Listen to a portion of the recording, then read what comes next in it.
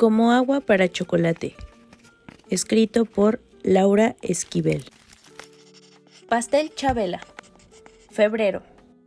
Ingredientes: 175 gramos de azúcar granulada de primera, 300 gramos de harina de primera, tamizada 3 veces, 17 huevos, raspadura de un limón. Manera de hacerse: en una cacerola se ponen 5 yemas de huevo, 4 huevos enteros y el azúcar. Se baten hasta que la masa espesa y se le anexan 2 huevos enteros más. Se sigue batiendo y cuando vuelve a espesar se le agregan 2 huevos completos, repitiendo este paso hasta que se terminan de incorporar todos los huevos de 2 en 2. Para elaborar el pastel de boda de Pedro con Rosaura, Tita y Nacha habían tenido que multiplicar por 10 las cantidades de esta receta, pues en lugar de un pastel para 18 personas, tenían que preparar uno para 180. El resultado da 170 huevos, y esto significaba que habían tenido que tomar medidas para tener reunida esta cantidad de huevos, de excelente calidad, en un mismo día. Para lograrlo, fueron poniendo en conserva desde hacía varias semanas los huevos que ponían las gallinas de mejor calidad. Este método se utilizaba en el rancho desde época inmemorial, para proveerse durante el invierno de este nutritivo y necesario alimento. El mejor tiempo para esta operación es por los meses de agosto y septiembre. Los huevos que se destinan a la conservación deben ser muy frescos. Nacha prefería que fueran del mismo día. Se ponen los huevos en una vasija que se llena de sebo de carnero derretido, próximo a enfriarse, hasta cubrirlos por completo. Esto basta para garantizar un buen estado durante varios meses. Ahora, que si se desea conservarlos por más de un año, se colocan los huevos en una orza y se cubren con una lechada, de un tanto de cal por 10 de agua. Después se tapan muy bien para interceptar el aire y se guardan en la bodega. Tita y Nacha habían elegido la primera opción, pues no necesitaban conservar los huevos por tantos meses. Junto a ellas, bajo la mesa de la cocina, tenían la vasija donde los habían puesto, y de ahí los tomaban para elaborar el pastel. El esfuerzo fenomenal que representaba batir tantos huevos empezó a hacer estragos en la mente de Tita, cuando iban apenas por los 100 huevos batidos. Le parecía inalcanzable llegar a la cifra de 170. Tita batía mientras Nacha rompía los cascarones y los incorporaba. Un estremecimiento recorría el cuerpo de Tita y, como vulgarmente se dice, se le ponía la piel de gallina cada vez que rompía un huevo. Asociaba los blanquillos con los testículos de los pollos, a los que había capado un mes antes. Los capones son gallos castrados que se ponen a engordar. Se eligió este platillo para la boda de Pedro con Rosaura por ser uno de los más prestigiados en las buenas mesas, tanto por el trabajo que implica su preparación, como por el extraordinario sabor de los capones. Desde que se fijó la boda, para el 12 de enero, se mandaron a comprar 200 pollos a los que se les practicó la operación y se pusieron a engordar de inmediato. Las encargadas de esta labor fueron Tita y Nacha. Nacha por su experiencia y Tita como un castigo, por no haber querido estar presente el día que fueron a pedir la mano de su hermana Rosaura, pretextando una jaqueca. «No voy a permitir tus desmandadas», le dijo mamá Elena, «ni voy a permitir que le arruines la boda a tu hermana, con tu actitud de víctima. Desde ahora te vas a encargar de los preparativos para el banquete y cuidadito que yo te vea una mala cara o una lágrima, ¿oíste?». Tita trataba de no olvidar esta advertencia mientras se disponía a iniciar la primera operación. La capada consiste en hacer una incisión en la parte que cubre los testículos del pollo. Se mete el dedo para buscarlos y se arrancan. Luego de ejecutado, se cose la herida y se frota con mantequilla fresca o con enjundia de aves. Tita estuvo a punto de perder el sentido cuando metió el dedo y jaló los testículos del primer pollo. Sus manos temblaban, sudaba copiosamente y el estómago le giraba como un papalote en vuelo. Mamá Elena le lanzó una mirada taladrante y le dijo: «¿Qué te pasa? ¿Por qué tiemblas? ¿Vamos a empezar con problemas?». Tita levantó la vista y la miró. Tenía ganas de gritarle que sí, que había problemas. Se había elegido mal al sujeto apropiado para capar. La adecuada era ella. De esta manera habría al menos una justificación real para que le estuviera negado el matrimonio, y Rosaura tomara el lugar al lado del hombre que ella amaba. Mamá Elena, leyéndole la mirada, enfureció y le propinó a Tita una bofetada fenomenal que la hizo rodar por el suelo junto con el pollo, que pereció por la mala operación. Tita batía y batía con frenesí, como queriendo terminar de una vez por todas con el martirio. Solo tenía que batir 2 huevos más y la masa para el pastel quedaría lista. Era lo único que faltaba. Todo lo demás, incluyendo los platillos para una comida de 20 platos y los bocadillos de entrada, estaban listos para el banquete. En la cocina solo quedaban Tita, Nacha y Mamá Elena. Chencha, Gertrudis y Rosaura estaban dando los últimos toques al vestido de novia. Nacha, con un gran alivio, tomó el penúltimo huevo para partirlo. Tita, con un grito, impidió que lo hiciera. ¡No! Suspendió la batida y tomó el huevo entre sus manos. Claramente escuchaba piar a un pollo dentro del cascarón. Acercó el huevo a su oído y escuchó con más fuerza los pillidos.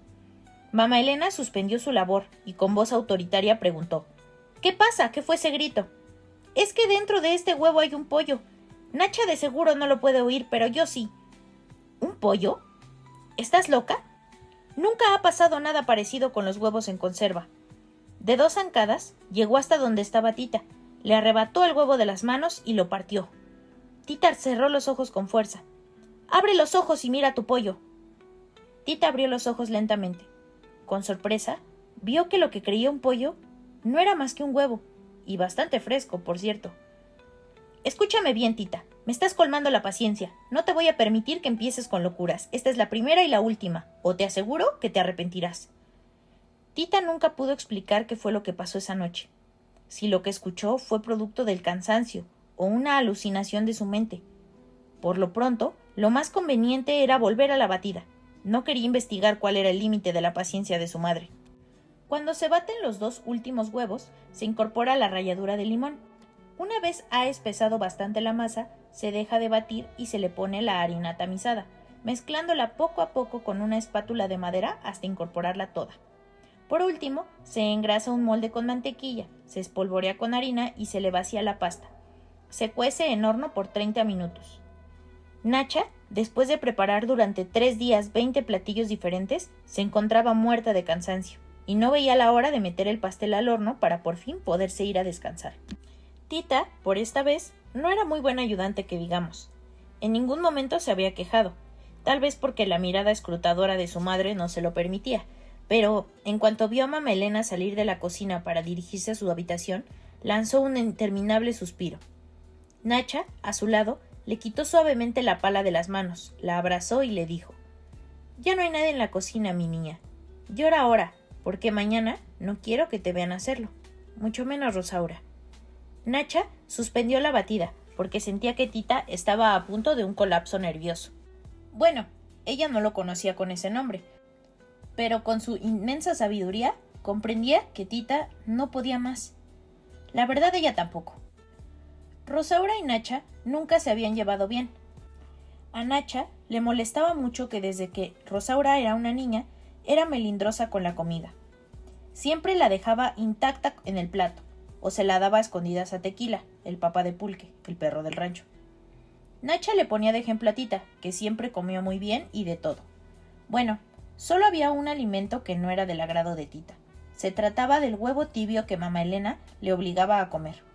De ahí en fuera, como Nacha se había encargado de su educación culinaria, Tita no solo comía lo acostumbrado, sino que comía además júmiles, gusanos de maguey, acóciles, tepezcuintle, armadillo, etc., ante el horror de Rosaura. De ahí nació la aversión de Nacha para con Rosaura y la rivalidad entre las 2 hermanas que culminaba con esta boda en la que Rosaura se casaba con el hombre que Tita amaba.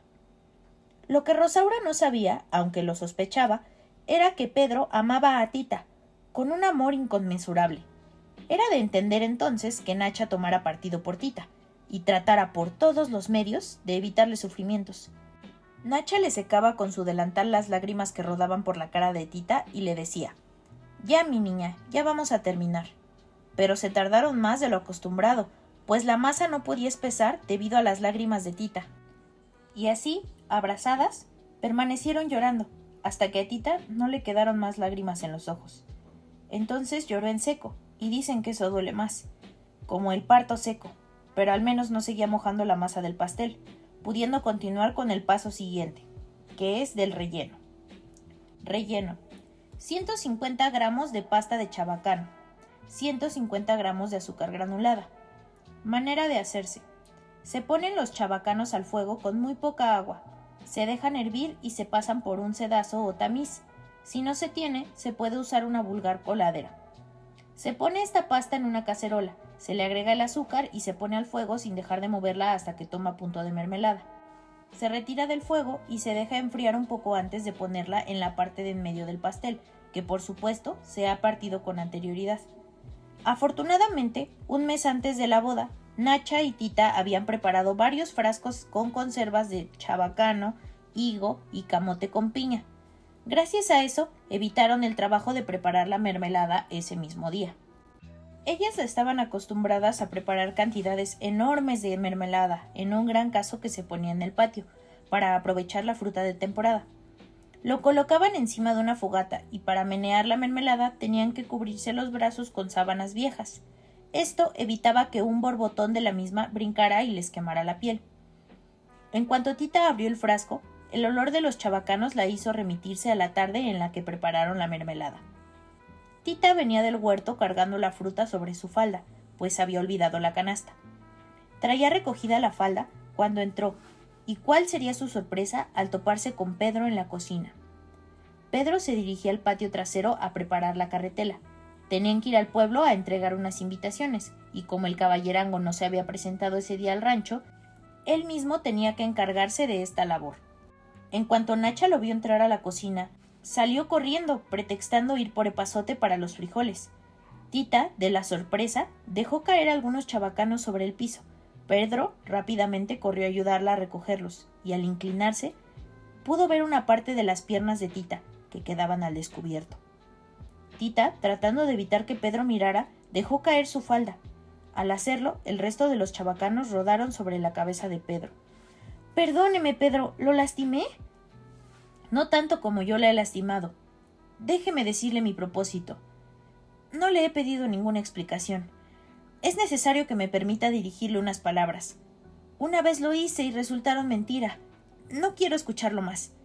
Y diciendo esto, Tita salió rápidamente de la cocina, por la otra puerta hacia la sala, donde Chencha y Gertrudis bordaban la sábana nupcial. Era una sábana de seda blanca a la que le estaban haciendo un delicado bordado en el centro. Este orificio estaba destinado a mostrar únicamente las partes nobles de la novia, en momentos íntimos del matrimonio. Realmente habían tenido suerte en haber podido conseguir seda francesa en las épocas de inestabilidad política. La revolución no permitía que uno viajara de manera segura por el país, así es que, de no haber sido por un chino que se dedicaba al contrabando, no les hubiera sido posible conseguir la tela, pues mamá Elena no habría permitido que ninguna de sus hijas se arriesgara yendo a la capital a comprar lo necesario para el vestido y el ajuar de Rosaura. Este chinito era bastante listo. Vendía en la capital aceptando billetes del Ejército Revolucionario del Norte. Ahí carecían de valor y no eran negociables. Claro que los aceptaba a precios irrisorios, y con ese dinero viajaba al norte, donde los billetes adquirían su precio real, y con ellos compraba mercancía. En el norte, por supuesto, aceptaba billetes emitidos en la capital, a precios ínfimos, y así se la pasó toda la revolución, hasta que terminó millonario. Pero lo importante era que, gracias a él, Rosaura pudo gozar de las telas más finas y exquisitas para su boda. Tita quedó como hipnotizada, observando la blancura de la sábana. Solo fueron algunos segundos, pero lo suficientes como para causarle una especie de ceguera. Donde quiera que fijaba la vista, solo distinguía el color blanco. A Rosaura, que se encontraba escribiendo a mano unas invitaciones, la percibía como un niveo fantasma. Disimuló tan bien lo que le pasaba que nadie lo notó.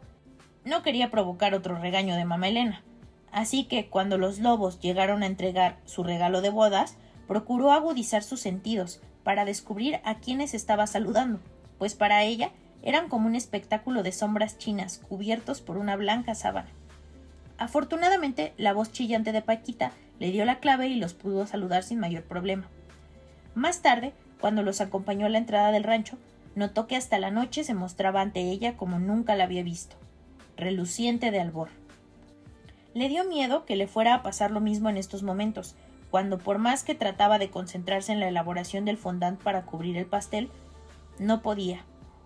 La atemorizaba la blancura del azúcar granulado. Sentía que de un momento a otro el color blanco se adueñaría de su mente, sin que ella lo pudiera impedir, arrastrando las cándidas imágenes de su niñez cuando en el mes de mayo la llevaban vestida de blanco a ofrecer flores blancas a la Virgen. entraba caminando en una fila de niñas vestidas de blanco, hasta el altar lleno de velas y flores blancas, iluminado por una celestial luz blanca, proveniente del vitral de la blanca parroquia. No hubo una sola vez en que no entrara a la iglesia soñando en que, algún día, lo haría del brazo de un hombre. Tenía que bloquear no solo sino todos los recuerdos que la lastimaran. Tenía que terminar el fondant para el pastel de la boda de su hermana. Haciendo un esfuerzo supremo, empezó a prepararlo. Cantidades para el fondant: 800 gramos de azúcar granulada, 60 gotas de limón y el agua suficiente para que remoje el azúcar. Manera de hacerse: se ponen en una cacerola el azúcar y el agua al fuego, sin dejar de moverla, hasta que empiece a hervir. Se cuela en otra cacerola y se vuelve a poner al fuego, agregándole el limón hasta que tome punto de bola floja, limpiando de vez en cuando los bordes de la cacerola con un lienzo húmedo para que la miel no se azucare. Cuando ha tomado el punto anteriormente indicado, se vacía en otra cacerola húmeda, se rocía por encima y se deja enfriar un poco. Después, con una espátula de madera, se bate hasta que empaniza. Para aplicarlo, se le pone una cucharada de leche y se vuelve a poner al fuego para que se deslíe. Se pone después una gota de carmín y se cubre con él únicamente la parte superior del pastel. Nacha se dio cuenta de que Tita estaba mal, cuando ésta le preguntó si no le iba a poner el carmín. «Mi niña, se lo acabo de poner. ¿No ves el color rosado que tiene?» «No». «Vete a dormir, niña. Yo termino el turrón. Solo las ollas saben los hervores de su caldo, pero yo adivino los tuyos. Y ya deja de llorar, que me estás mojando el fondant y no va a servir de nada. Ándale, ya vete». Nacha cubrió de besos a Tita y la empujó fuera de la cocina. No se explicaba de dónde había sacado nuevas lágrimas, pero las había sacado, y alterado con ellas la textura del turrón. Ahora le costaría doble esfuerzo dejarlo en su punto. Ya sola, se dio a la tarea de terminar con el turrón lo más pronto posible para irse a dormir. El turrón se hace con 10 claras de huevo y 500 gramos de azúcar batidos a punto de hebra fuerte. Cuando terminó, se le ocurrió darle un dedazo al fondant para ver si las lágrimas de Tita no habían alterado el sabor. Y no, aparentemente no alteraron el sabor, pero, sin saber por qué, a Nacha le entró de golpe una gran nostalgia. Recordó uno a uno todos los banquetes de boda que había preparado para la familia de la Garza, con la ilusión de que el próximo fuera el suyo. A sus 85 años no valía la pena llorar ni lamentarse de que nunca hubiera llegado ni el esposo, ni el banquete, ni la esperada boda, a pesar de que el novio sí llegó. Vaya que había llegado, solo que la mamá de Mamá Elena se había encargado de ahuyentarlo. Desde entonces se había conformado con gozar de las bodas ajenas, y así lo hizo por muchos años, sin repelar. No sabía por qué lo hacía ahora. Sentía que era una reverenda tontería, pero no podía dejar de hacerlo. Cubrió con el turrón lo mejor que pudo el pastel y se fue a su cuarto, con un fuerte dolor en el pecho. Lloró toda la noche y a la mañana siguiente no tuvo ánimos de asistir a la boda. Tita hubiera dado cualquier cosa por estar en el lugar de Nacha, pues ella no solo tenía que estar presente en la iglesia, se sintiera como se sintiera, sino que tenía que estar muy pendiente de que su rostro no revelara la menor emoción. Creía poder lograrlo, siempre y cuando su mirada no se cruzara con la de Pedro. Ese incidente podía destrozar toda la paz y tranquilidad que aparentaba. Sabía que ella, más que su hermana Rosaura, era el centro de atención. Los invitados, más que cumplir con un acto social, querían regodearse con la idea de su sufrimiento.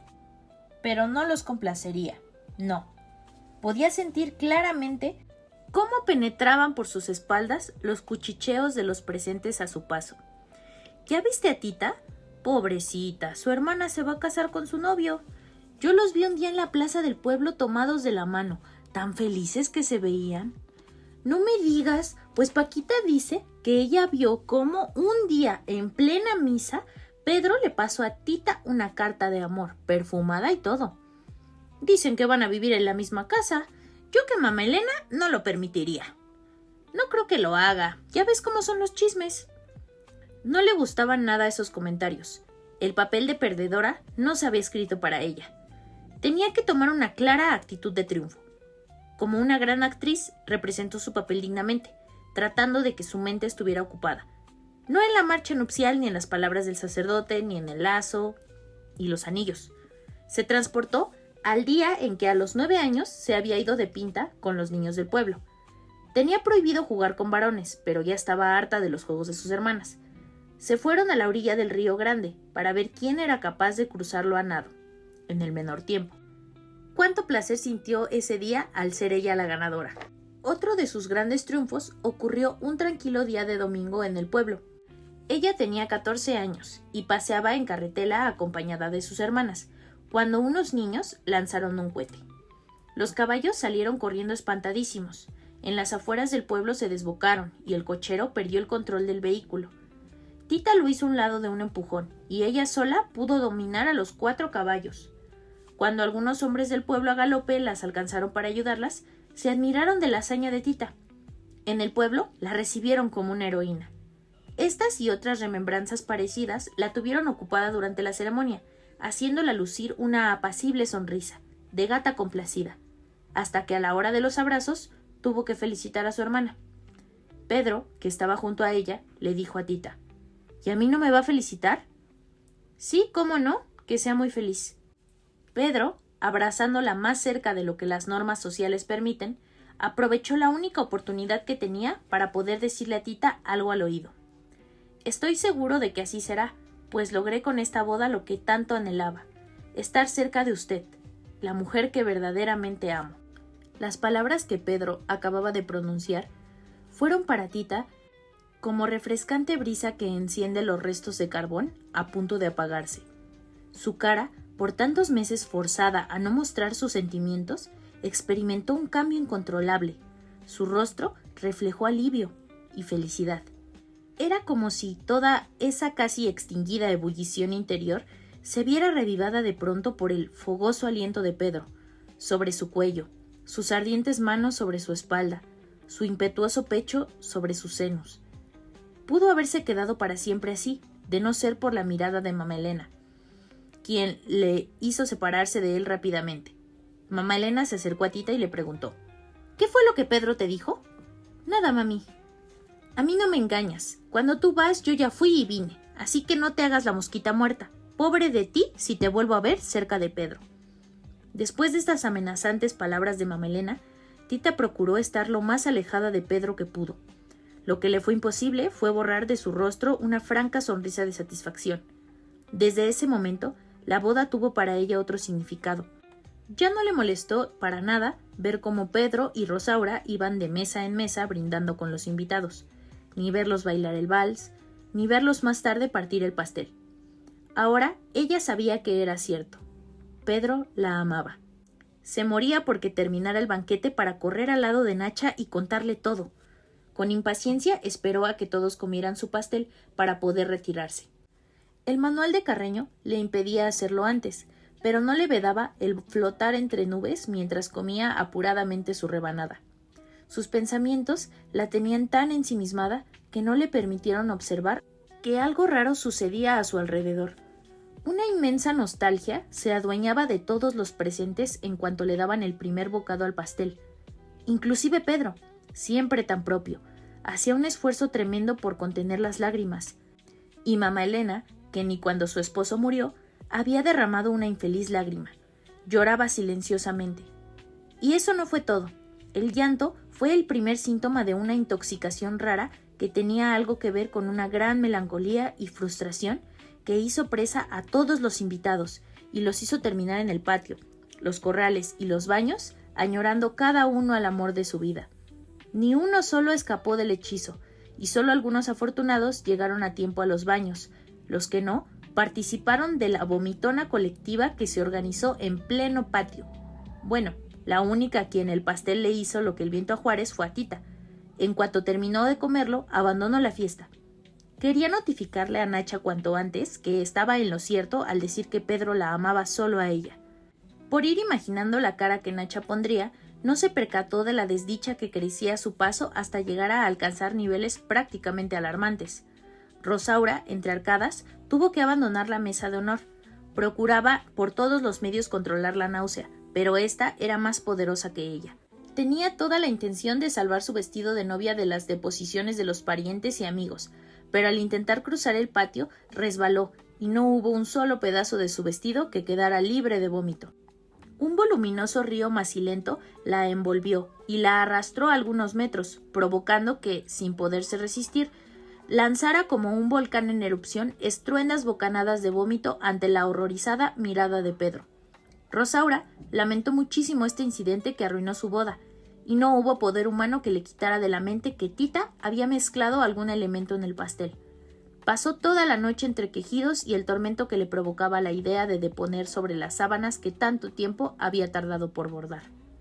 Pedro, apresuradamente, le sugirió dejar para otro día la culminación de la noche de bodas, pero pasaron meses antes de que Pedro sintiera la obligación de hacerlo y de que Rosaura se atreviera a decirle que ya se sentía perfectamente bien.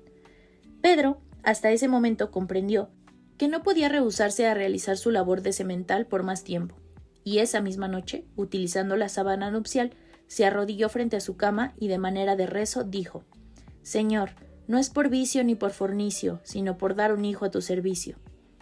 Tita nunca imaginó que había tenido que pasar tanto tiempo para que la mentada boda se consumara. Ni siquiera le importó cómo fue, y mucho menos si había sido el día de la ceremonia religiosa o cualquier otro día. Estaba más preocupada por salvar su pellejo que otra cosa. La noche de la fiesta había recibido de manos de mamá Elena una paliza fenomenal, como nunca antes la había recibido, ni la volvería a recibir. Pasó 2 semanas en cama reponiéndose de los golpes. El motivo de tan colosal castigo fue la certeza que tenía mamá Elena de que Tita, en contubernio con Nacha, había planeado premeditadamente arruinar la boda de Rosaura, mezclando algún vomitivo en el pastel. Tita nunca la pudo convencer de que el único elemento extraño en él fueron las lágrimas que derramó al prepararlo. Nacha no pudo atestiguar en su favor, pues cuando Tita había llegado a buscarla el día de la boda, la había encontrado muerta, con los ojos abiertos, chiqueadores en las sienes y la foto de un antiguo novio en las manos.